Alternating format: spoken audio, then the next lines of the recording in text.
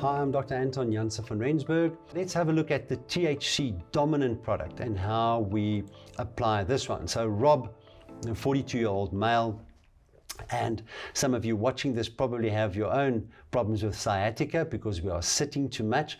But Rob had a really bad sciatic problem. It originates from his back. He can't be operated anymore, so it's basically inoperable. And this sciatica just got worse and worse, and all the interventions didn't help him. So what did we do with Rob? We said, okay, it's a pain patient. Let's start with the CBD dominant product.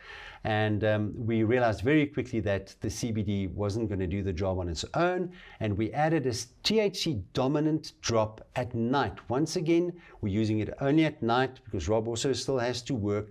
And we do a slow titration and we do slow increments. So I leave my patient on his dose for 3 days to make sure that there are no side effects or adverse events.